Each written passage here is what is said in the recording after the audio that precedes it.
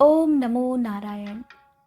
दोस्तों, माना जाता है कि कलयुग में निर्जला एकादशी का व्रत सबसे पुण्यदायी होता है।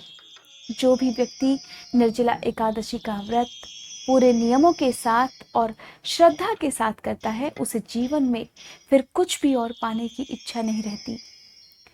आज से 5000 साल पहले महाभारत काल में भीमसेन ने इस व्रत को सबसे पहले किया था। जब भीमसेन ने इस व्रत का महत्व महर्षि वेदव्यास से पूछा, तब उन्होंने क्या कहा, इस व्रत को करने से भीमसेन को क्या लाभ मिला, और अगर आप इस कथा को सुनते हैं तब आपको क्या लाभ मिल सकता है, वो आपको इस वीडियो में देखने को मिलेगा। आइए दोस्तों, सुनते हैं निर्जला एकादशी की कथा। महाभारत काल में राजा पांडु के घर में सभी सदस्य एकादशी का व्रत रखा करते थे, लेकिन भीमसेन को भूखा रहने में परेशानी होती थी। वे कोई भी व्रत नहीं रख पाते थे।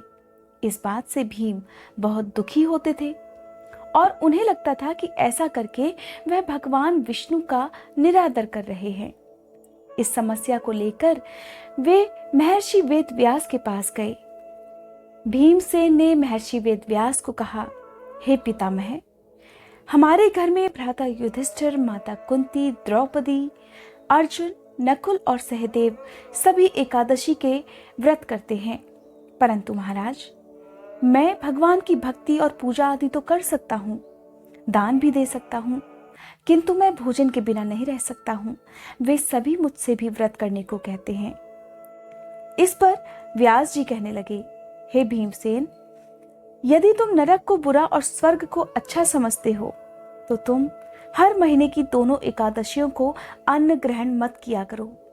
इस पर भीम बोले, हे पितामह, मैं तो पहले ही कह चुका हूं कि मैं भूख सहन नहीं कर सकता।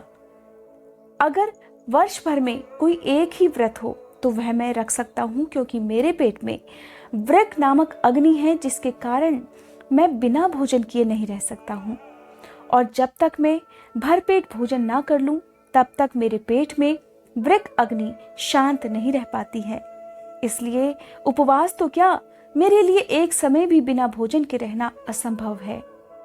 हे महर्षि, आप मुझे कृपया करके कोई ऐसा व्रत बताइए जो वर्ष में मुझे केवल एक बार ही रखना पड़े, और उसी व्रत से मुझे स्वर्ग की और आध्यात्म की प्राप्ति हो जाए।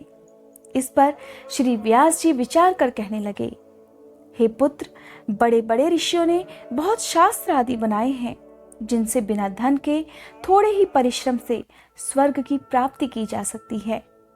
इसी प्रकार शास्त्रों में दोनों पक्षों की एकादशी का व्रत मुक्ति पाने के लिए रखा जाता है।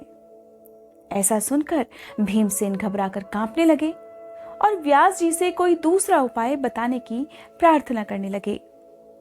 कहते हैं कि ऐसा सुनकर व्यास जी कहने लगे कि वृषभ और मिथुन की संक्रांति के बीच ज्येष्ठ मास के शुक्ल पक्ष की जो एकादशी आती है, उसका नाम निर्जला एकादशी है। इस एकादशी में अन्न तो दूर, जल भी ग्रहण नहीं किया जाता है। अगर तुम कर सकते हो तो उस एकादशी का व्रत अवश्य करो। इस एकादशी के व्रत में स्नान और आचमन के सिवा जल का प्रयोग वर्जित है। इस दिन भोजन नहीं करना चाहिए और ना ही जल ग्रहण करना चाहिए, क्योंकि भोजन ग्रहण करने से और जल ग्रहण करने से यह व्रत टूट जाता है।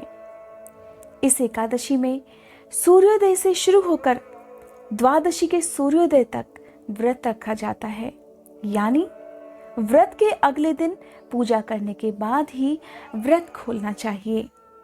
व्यास जी ने भीम को बताया कि इस व्रत के बारे में स्वयं भगवान कृष्ण ने बताया था, और यह व्रत सभी पुण्य कर्मों और दान से बढ़कर है। इस व्रत को रखने से मनुष्य हर तरह के पापों से मुक्त हो जाता है। हे पुत्र, इस एकादशी के नियम अन्य सभी एकादशियों की तुलना में सबसे कठिन है, लेकिन अगर तुमने इस एकादशी के सभी नियमों का पालन कर लिया तो तुम्हें साल भर में आने वाली सभी 24 एकादशियों का पुण्य भी प्राप्त हो जाएगा। महर्षि वेदव्यास के मुंह से ऐसा सुनकर भीमसेन इसके लिए तैयार हो गए और उन्होंने निर्जला एकादशी का व्रत पूरे नियम के साथ रखा। इस प्रकार सबसे पहले भीम ने निर्जला एकादशी का व्रत किया था, इसलिए इस एकादशी को भीमसेनी एकादशी के नाम से भी जाना जाता है। दोस्तों, यह थी निर्जला एकादशी की कथा। इस कथा को सुनने के बाद जो भी व्रत रखते हैं और जो व्रत नहीं रख पाते हो, उन्हें जल का दान करना चाहिए, मौसमी फलों का दान करना चाहिए। ऐसा करने से आपको भी निर्जला एकादशी के व्रत का पूरा पुण्य प्राप्त हो सकता है। दोस्तों, अगर आपको आज की ये कथा पसंद आई हो तो इस वीडियो को लाइक करके कमेंट बॉक्स में ओम नमो नारायण लिखने के साथ साथ मेरे चैनल को सब्सक्राइब करना मत भूलिएगा।